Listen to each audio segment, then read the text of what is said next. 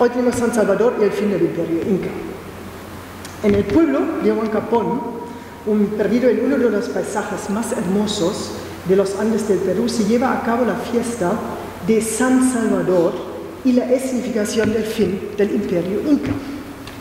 Y solamente en Huancapón tenemos la festividad de San Salvador, su patrón, pero el fin del Imperio Inca encontramos no solamente en Huancapón, sino la representación tenemos en todo el Perú hasta Bolivia, hasta La Paz y en otros pueblos pequeños. Vamos a ver el mapa. Huancapón está al lado del río Gorga, aquí arriba, ¿ya? Aquí es el río y aquí se encuentra Huancapón. Son más o menos 3.200 metros de altura y se encuentra a 300 y pico kilómetros lejos de Lima, desde donde se llega por Barranca. Aquí tenemos Lima, se va por aquí en bus hasta aquí y después se va en un camión de aquí hasta este pueblo de Huancapón. Anteriormente la lengua original de este pueblo era quechua, pero hoy en día usted no va a escuchar ni una palabra quechua, sino todo se habla castellano. Es decir, lo que sobrevive del quechua encontramos en los cantos y en las frases de la escenificación del fin del Imperio Inca. El pueblo carece de cualquier dato acerca de su origen, tampoco existe nada sobre los inicios de la época colonial huancapina, ni del arribo del santo patrón, por lo tanto no hay ningún texto que narre el comienzo de la fiesta patronal con la escenificación del fin del Imperio Inca. El primer y único dato que encontramos de este pueblo se encuentra en su templo, ya que en el ángulo superior derecho de un arco suelto aparecen las fechas 1784. No sabemos si el texto se refiere a la construcción o a la pintura de la iglesia. Por lo menos dice: siendo cura el señor Joseph María Cardona, lo vemos aquí, en compañía del reverendo padre maestro fray Diego Palacio. Se hizo esta obra en el año 1784 y se comenzó y acabó el año 1787. En cuanto al origen del patrón San Salvador y su fiesta, los ancianos huancapinos, me refiero a los que tienen 80 y 87 años, nos dicen que la fiesta con el santo patrón y la escenificación se celebraba ya en los tiempos de sus abuelos y que sus padres tenían cuadernos hasta un libro con el texto y las canciones quechuas de la escenificación, que ya era herencia de sus padres, pero que lastimosamente hoy en día estos documentos han desaparecido. Además, Huancapón consiste de dos barrios. Uno se llama como el pueblo mismo, Huancapón, y el otro se llama Cachpa, que es importante para la representación teatral del fin del Imperio Inca. Y durante el año, el pueblo pertenece a los viejos. Los jóvenes ya se han ido hace décadas para buscar la suerte en Lima y en sus alrededores. Pero en la semana del 5 al 11 de agosto el pueblo se convierte en un sitio en el que se mezclan las emociones, los recuerdos y las tradiciones. Se vive el reencuentro con los lazos familiares, con las costumbres y con los mismos huancapinos que se han convertido en limeños después de 2 o 3 generaciones. En este lugar tan solo viven 320 almas, netamente agricultores y ganadores, pero en esta fecha llegan a ser más de 1.200 personas. Cabe subrayar que se trata solo de familiares y amigos muy cercanos, que ya Huancapón no dispone de ningún hotel y de ningún restaurante. Es una fiesta organizada y celebrada por y para familiares. El lunes tenemos el día de las preparaciones y el día martes es el día central. Ahora nos encontramos en la iglesia misma, donde normalmente a las 10 de la mañana empieza la misa central, cuando yo estaba empezó a las 11:15 y junto se encontraban los grupos de actores con sus llamativos disfraces. Y usted ve, todo es muy religioso porque vemos también al cura. Y al término de la misa encabezaron la procesión que esta vez recorrió las principales calles. Y el trono de San Salvador, que pesa 90 kilogramos, es llevado en hombros solo por hombres, y el de Niño Jesús, que pesa 45 kilogramos, por mujeres. Y para este día, por ejemplo, nuestro patrón lucía una llamativa capa nueva con fecha del 6 de agosto y donado por un huancapino. San Salvador es el único patrón varón en la provincia de Cajatambo. Las demás fiestas patronales son solo en honor a vírgenes. Y aquí vemos la feligresía en la procesión del día central con San Salvador y el Niño Jesús. Y además vemos en esta foto uno de los instrumentos típicos de las bandas de músicos, el arpa. Más o menos a las 2 de la tarde se terminó la procesión. El miércoles es el día o la tarde del capitán. Este día el capitán de la tarde es el responsable de ofrecer en su casa una comida para todo el pueblo, y esto a partir de las 8 de la mañana. Y es costumbre que algunas personas del pueblo donan dinero al capitán, prendiendo este en su banda de cargo, y otras le ayudan en especie, dando arroz, papa, azúcar, cuyes y demás. Esto representa en cierta manera un apoyo económico al capitán en este día.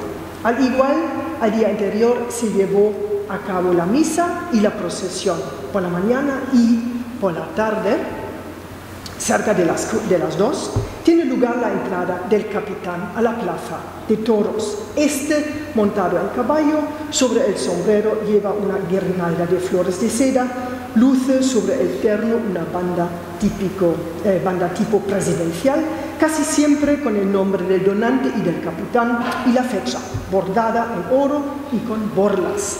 Y lleva en alto un estandarte bordado en oro, del cual salen normalmente 4 largas cintas que toman 4 mujeres llamadas sus damas de honor. Él esta vez tenía solamente 2 damas de honor, estas también montadas en caballos, y detrás de ellos 5 jinetes amigos suyos que cierran la comitiva.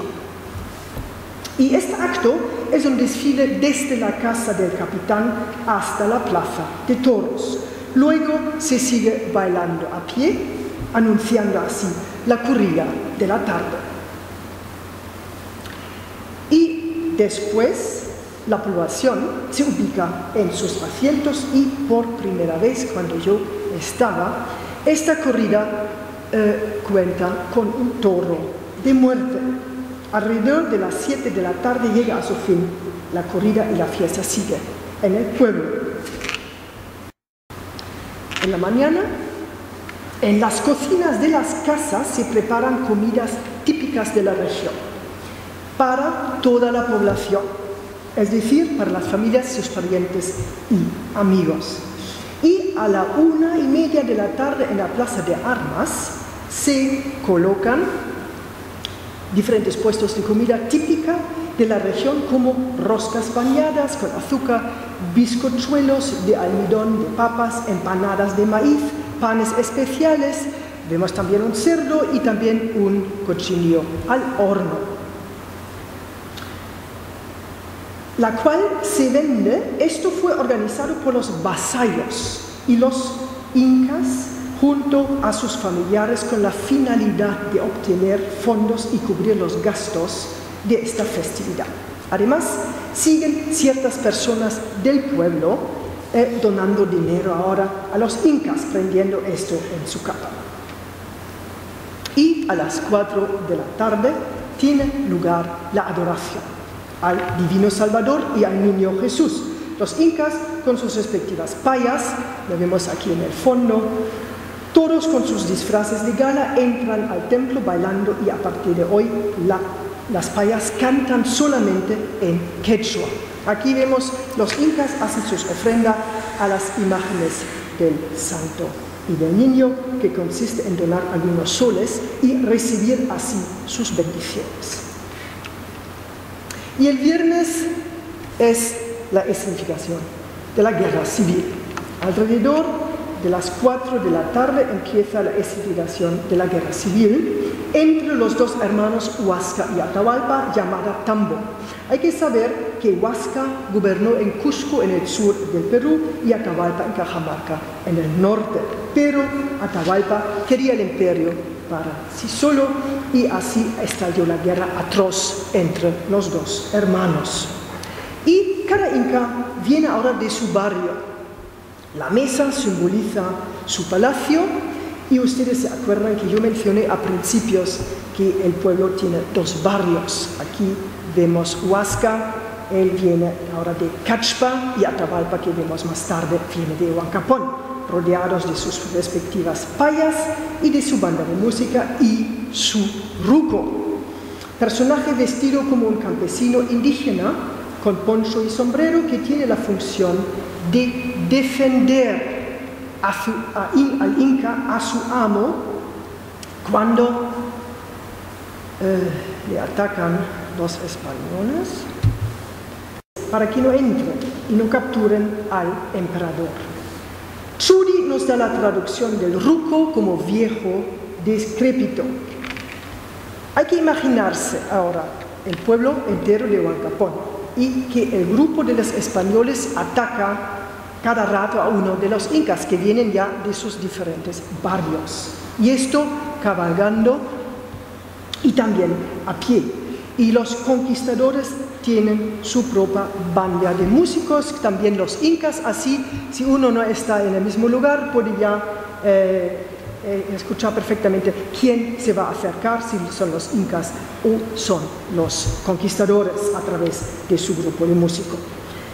Y estos dos grupos se acercan lentamente, es decir, los dos grupos de Huasca y Atahualpa se acercan ahora lentamente hacia Plaza de Armas. Aquí vemos Atahualpa, también rodeado por sus payas, que vamos ahora, y en el trayecto las payas de cada grupo bailan y entonan canciones en quechua, y los vasallos, lo vemos aquí, los conquistadores, atacan y amenazan a Atahualpa y a Huasca, exclamando: indio bárbaro, no os espantéis de verme, seréis degollado con este fino acero, y blandiendo la espada en alto.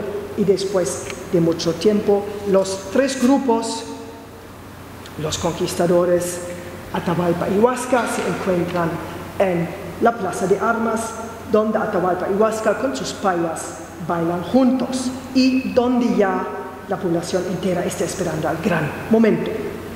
Y la guerra civil se significa con caramelos, los cuales lanzan unos a otros, simulando así la lucha entre los dos hermanos, y finalizando este enfrentamiento reanudan el baile y la gente se aúna a ellos, y así llega este día a su fin.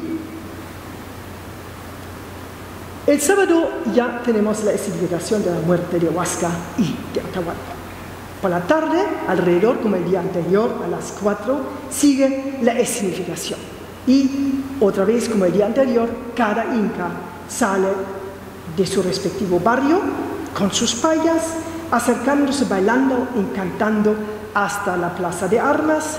Allí se reúnen los dos juntos con sus payas y bailan.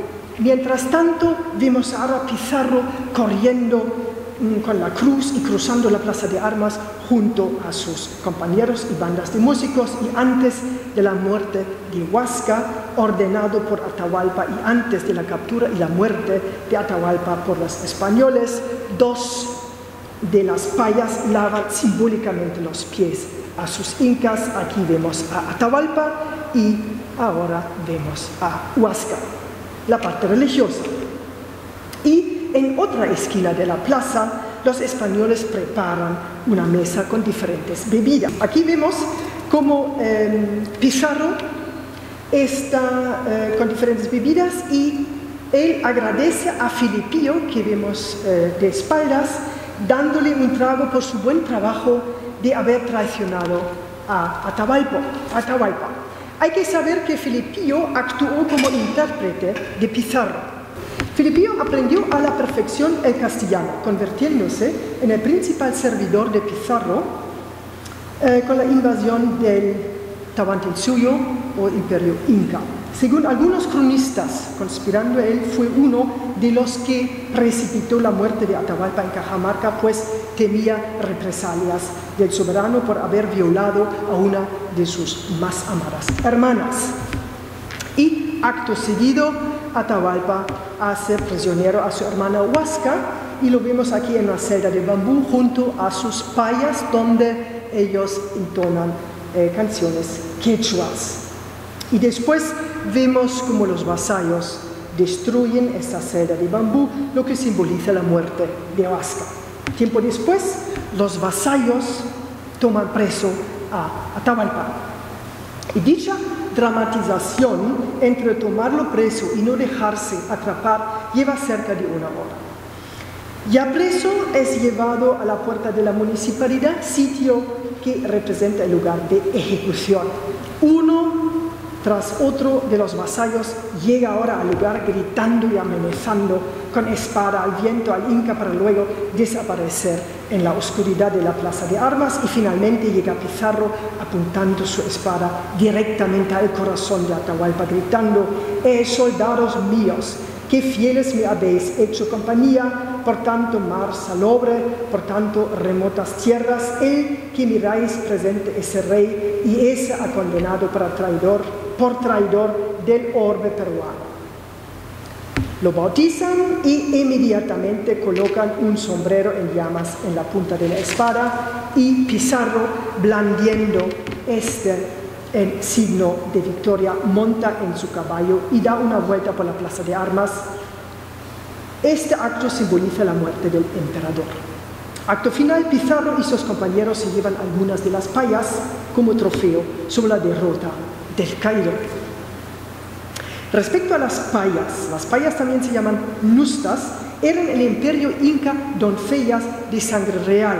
Se daba este título a las hijas del Inca, así como a las de sus parientes, y en el caso de que su madre no hubiera sido la coya, sino una doncella principal de algún pueblo conquistado, se le agregaba el nombre respectivo. Y en esta pintura mural, no la vemos, no hay, bueno, aquí tenemos otra paya. Aquí se dice para este fin de esta festividad, se dice que las payas por lo menos deben tener 7 años en su oficio, entre comillas. Una paya de 1 año no sirve para esta festividad. ¿Ya?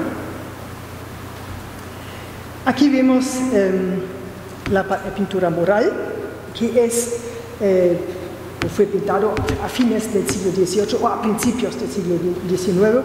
Cerca de Cusco se encuentra en el pueblo Acomayo y vemos aquí nustas con sus pequeños enanitos y con las sombrillas.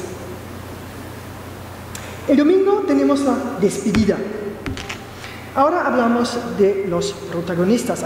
Hoy en día la mayoría vive en Lima o en sus alrededores, pero para la fiesta de San Salvador vuelven a su lugar natal o al de sus antepasados para participar activa o pasivamente en la fiesta, puesto que él forma parte de ella, los llena de orgullo.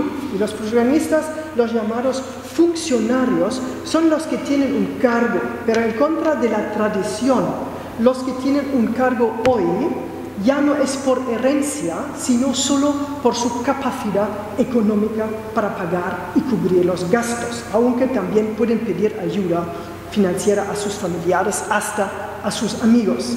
En épocas pasadas existía una competencia sobre quién realizaba la mejor fiesta. Cada uno quería hacer lo mejor su papel en estos días. Si hacía falta, vendían terreno, animales, hasta su chacra, para lucir la fiesta su cargo. Me explica una de las payas. Además, si no pasa San Salvador, te va a castigar. Es una frase típica del pueblo. Tampoco no te va a ir bien el año venidero. continúa ella, hasta que se teme el castigo si no se cumpla con el compromiso de San Salvador. La función de la fiesta. En los tiempos históricos, los pueblos de estas zonas andinas vivían de la agricultura y de la ganadería. El mes de agosto era el mes de la abundancia. Ella marcaba la culminación del ciclo agrícola. Y esta fiesta daba ocasión a cada familia de lucir su riqueza y gastarla con los vecinos del pueblo para ganar prestigio. Además, figuraba como una fiesta del mérito. Beneficiaba a la gente pobre, es decir, anteriormente la festividad formaba parte del ciclo anual de la vida del pueblo de Huancapón. Hoy en día la fiesta ya no es un componente esencial de la estructura aldeana. El valor de la fiesta se perdió por la emigración de sus habitantes. La mayoría de los huancapinos, ya como sabemos, vive hoy en Lima o en sus alrededores. Y con la emigración, Huancapón se ha convertido realmente en un pueblo de viejos, un pueblo abandonado y sin futuro. Parece como un lugar de reposo y la fiesta patronal como un momento para olvidar la rutina diaria y para relajarse. Sin embargo, esta fiesta ha recobrado otro significado.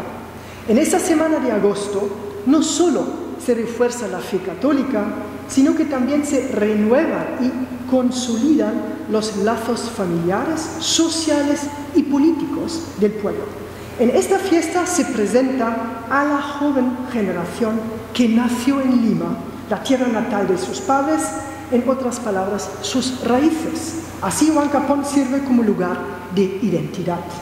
Las diferentes generaciones se reúnen en Huancapón para preparar y participar mutuamente a la festividad. Esto se observa en la preparación de las comidas y en las distribuciones de los cargos. Respecto a los cargos, la organización de las fiestas patronales se basa en el antiguo sistema de cargos, una forma de reparto de oficios dentro de grupos indígenas autóctonos. El cumplimiento de un cargo que acarrea muchos gastos se costea con donaciones. Por eso, solo miembros adinerados de la comunidad pueden desempeñar estos cargos y normalmente no más de uno al año. Un mecanismo que por una parte reserva a los ricos el ejercicio de un oficio elevado, pero que por otra, como precio por adquirir dignidad y prestigio, obliga a la generosidad y a un reparto considerable de la riqueza poseída, lo cual beneficia de nuevo a la comunidad. El cargo significa para el elegido organizar la fiesta, o por lo menos la parte o el día, ¿ya?, de su patrono con sus propios recursos. Y en caso, como hemos dicho, de tener problemas económicos, le ayudan los miembros de su familia o amigos. Además, con esta fiesta se mantienen también vivas las costumbres de la sierra, como la preparación de ciertas comidas regionales como el pari y la pachamanca, y evoca el pasado incaico, la historia de los antepasados. Así, al correr de los años, gracias a los inmigrantes, Huancapón no se murió, sino experimentó cierta renovación cultural. Con el mantenimiento de esta fiesta lograron que el pueblo de Huancapón se haya vuelto en un conservador de un patrimonio cultural.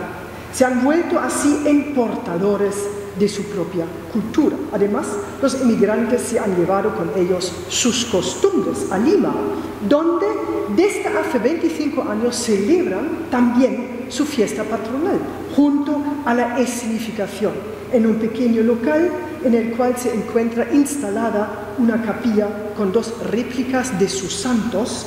Lo festejan siempre 2 semanas después de la fiesta de Huancapón, es decir, entre el 15 y el 22 de agosto para siempre, pero siempre en día domingo. Ahora vamos a los años 1532 y 33. Pizarro y Atahualpa. Francisco Pizarro, ¿dónde nació él? ¿Alguien lo sabe? ¿Y cuándo? ¿Usted lo sabe también? Bueno, 1478. ¿Y murió dónde? En Lima. ¿Y por qué? ¿Una muerte normal? Bien. Sí. Fue asesinado por los almagristas. Ya. Y en su casa de gobierno, la mañana del domingo 26 de junio de 1541. Claro, se llamó así, sí, claro. Y sus restos se encuentran hoy en día en la Catedral de Lima. Ahora, Atahualpa. Esa imagen de Atahualpa se encuentra en el libro del cosmógrafo francés André Thevet, que vivió justo el siglo XVI, podemos decir, nació en 1502 y murió en 1590. Y con el título Portrait et vie des hommes illustres, publicado en 1574. Y este portrait es muy difícil por encontrar. Si alguien quiere verlo, es el libro 8, por encima lo puede ver, y es el capítulo 141, página 641. Bien, Atahualpa fue el 13 Inca. Nació de todos modos en Cusco, pero no sabemos cuándo, y murió de todos modos en Cajamarca. Hijo ilegítimo de Huayna Cápac, él reinó en Cajamarca, mientras su hermano Huáscar, después de la muerte de su padre, reinó en Cusco, por ser el hijo legítimo de Huayna Cápac. Y entre los dos hermanos estalló una guerra a muerte. A la izquierda vemos aquí Huáscar y en el centro vemos Atahualpa. Esta imagen vemos en la Catedral de Lima, de Perú. Atahualpa hizo matar a su hermano. La llegada de los españoles a Cajamarca. ¿Usted sabe de este grabado de quién es?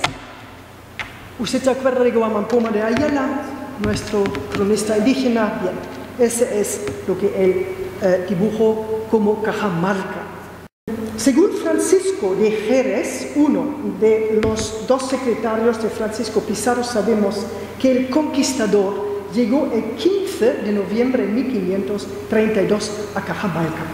Los españoles vinieron de Tumbes, se llama Tumbes, de allí fueron a Tangarara, donde fundaron una población llamada Sant Miguel, y allí tuvieron noticia de un gran señor llamado Atahualpa, el cual tenía guerra con su hermano mayor, llamado Huáscar, gobernando en Cusco. Aquí tenemos un mapa. Hay diferentes descripciones qué ruta ha tomado Pizarro a Cajamarca, pero ese podemos decir es el itinerario en más general. Y Jerez escribe: salió el gobernador de la ciudad de Sant Miguel, que hoy en día es Piura. Aquí Piura, ¿ya? Es decir, arriba tenemos Tumbes, ¿ya? En el norte, bajo él hasta Piura, Sant Miguel, en demanda de Atahualpa a 24 días de septiembre año 1532. Y el gobernador caminó hasta que llegó a otro valle bien poblado, por el cual pasa un río furioso y grande. Y hoy en día este río furioso está conocido como el río de Lambayeque, y debe ser este. A este pueblo de Cajamarca, viernes a la hora de vísperas, que se contaron 15 días de noviembre, año del Señor 1532. Significa, el 24 días de septiembre empezó, llegó el 15 de noviembre, más o menos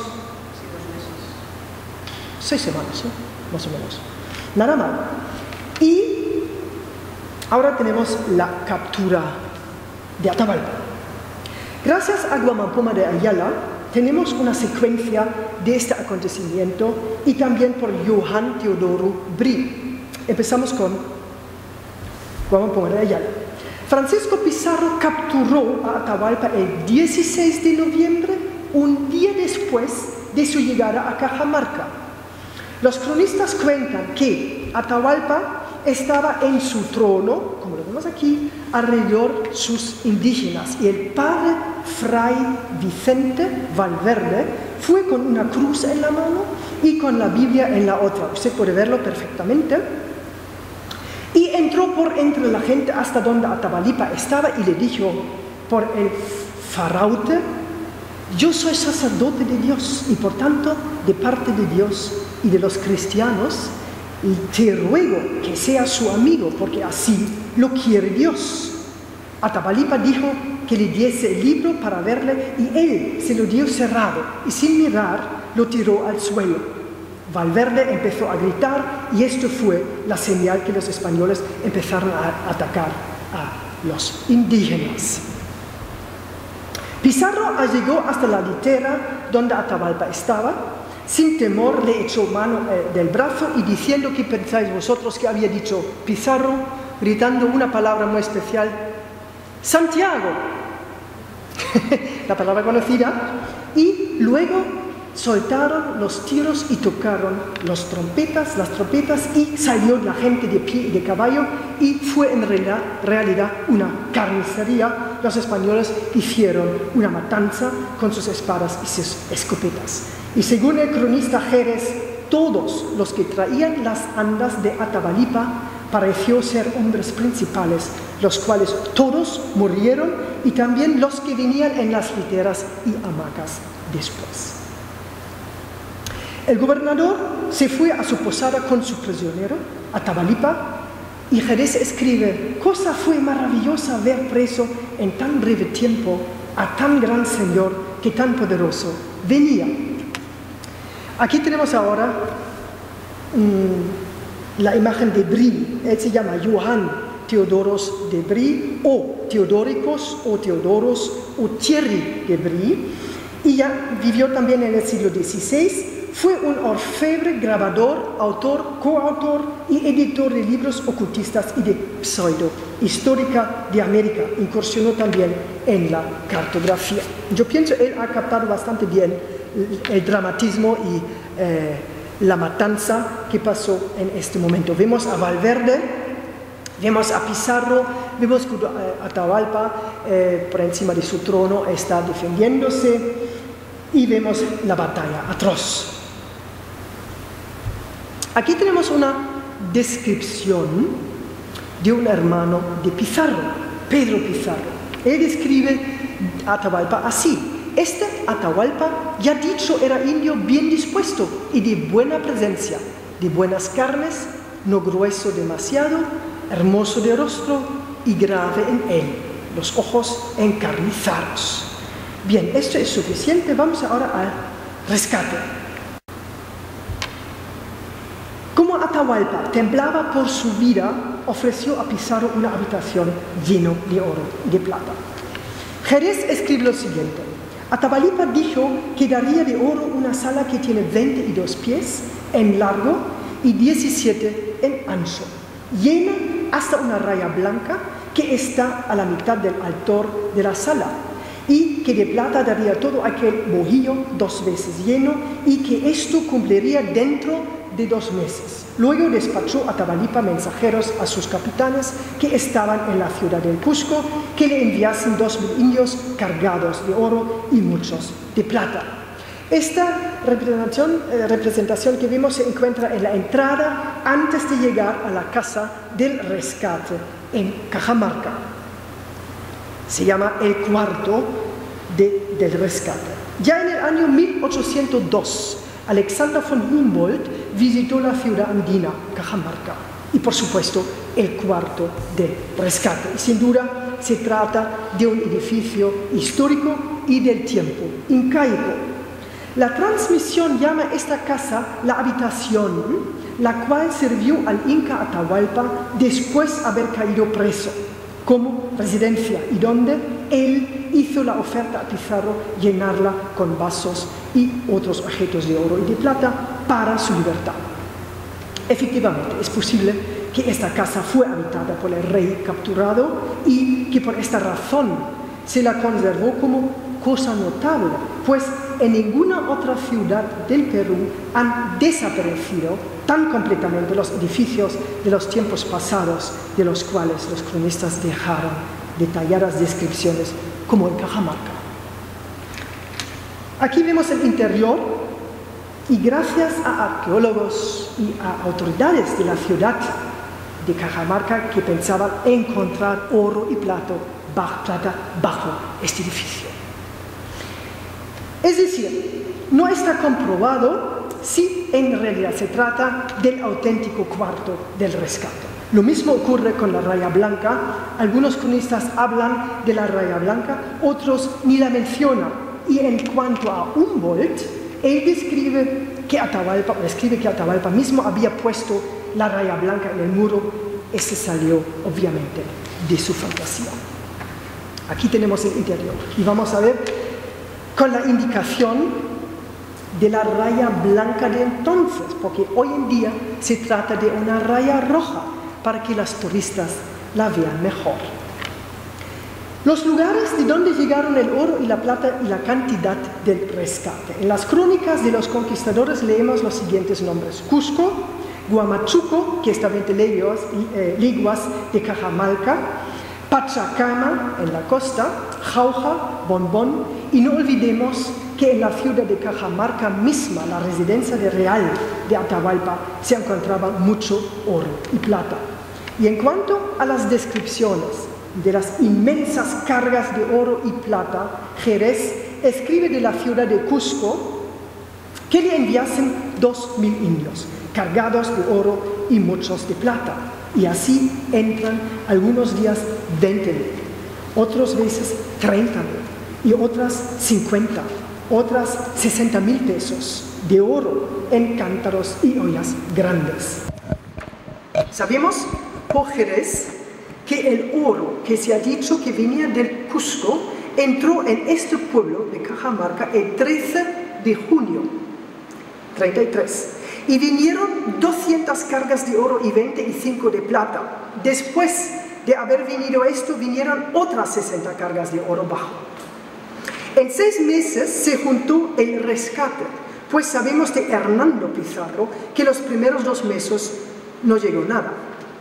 Lo que se juntó de los tesoros de los templos del Sol de Cusco, Huaylas, Huamachuco y Pachacamac hasta el 22 de julio, según Pedro Sancho, un escribano de Pizarro, o el 25 de julio, el día de Santiago, según Jerez. Prescott dice que el oro del rescate ascendió a 1.326.539 pesos de oro, lo que, teniendo en cuenta la plusvalue del oro en el siglo XVI, equivaldría en el siglo XIX, porque estamos con Prescott, a cerca de 3,5 millones de libras esterlinas o un poco menos de 15,5 millones de dólares. Nada mal. Ahora la ejecución de Atahualpa. También vamos a utilizar a Guamán Poma de Ayala.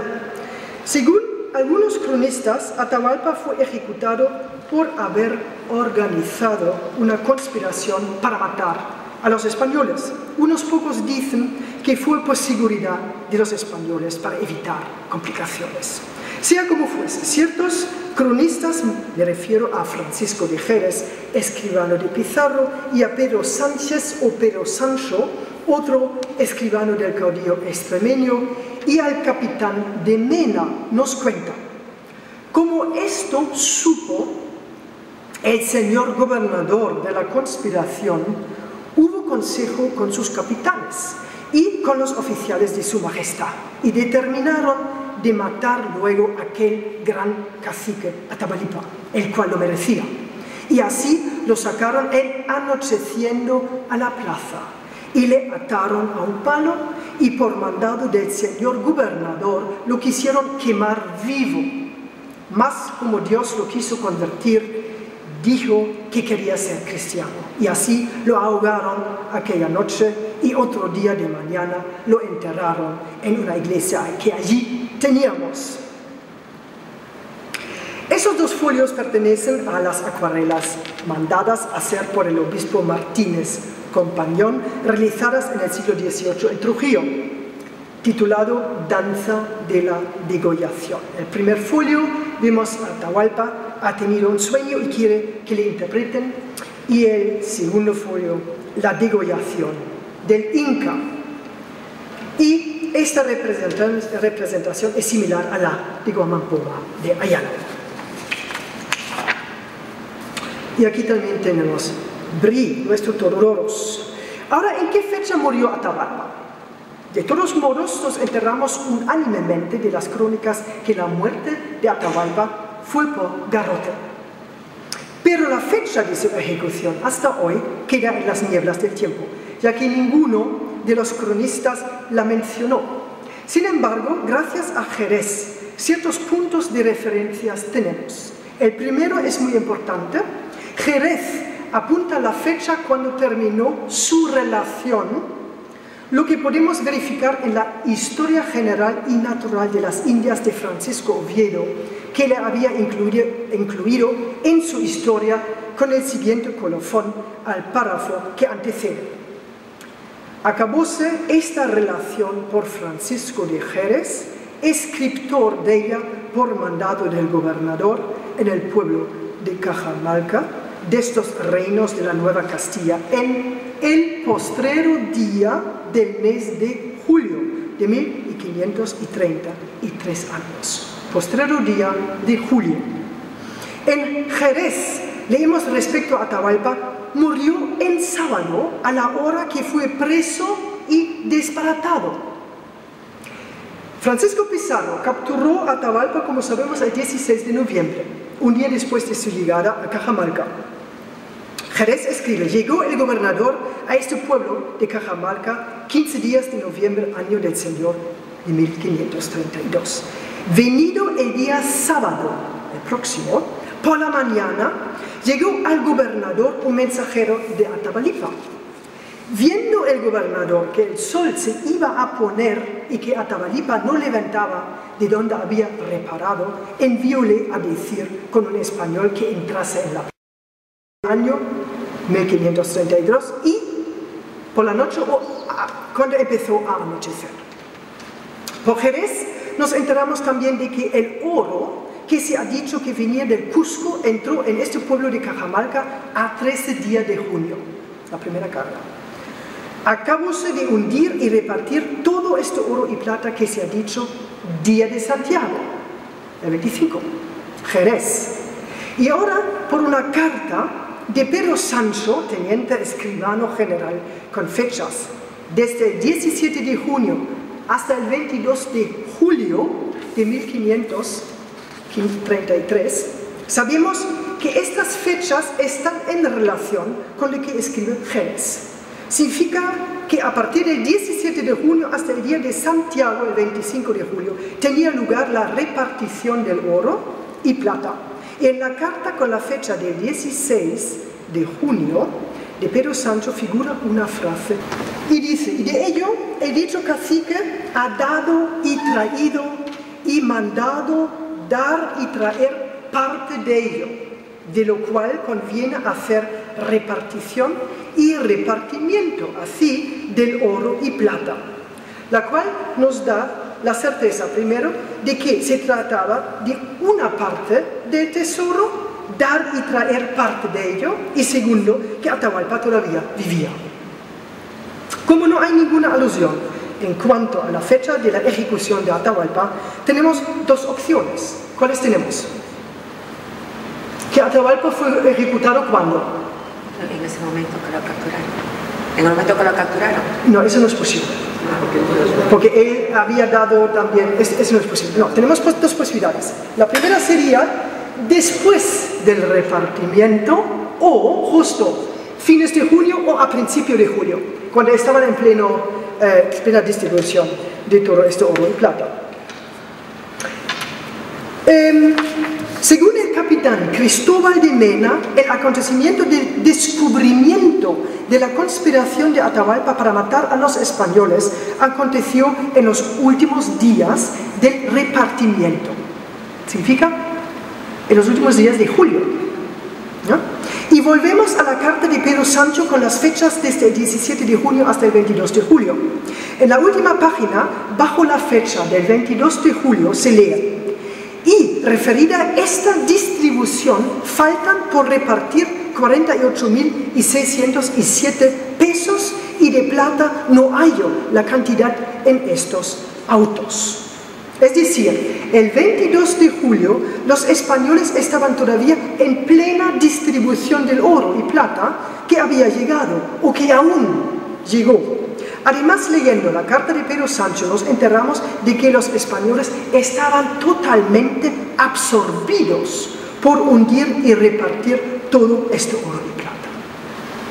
Y por la relación de Pedro Sancho sabemos que después del repartimiento Pizarro anunció oficialmente la liberación de Atahualpa por haber cumplido con su promesa. Tenemos ahora 3 piedras angulares que nos permiten concretar la fecha de la ejecución de Atahualpa. El 22 de julio, los españoles estaban todavía ocupados en el repartimiento del oro y plata. Segundo, después de la repartición, Pizarro anunció públicamente dar por libre a Atahualpa.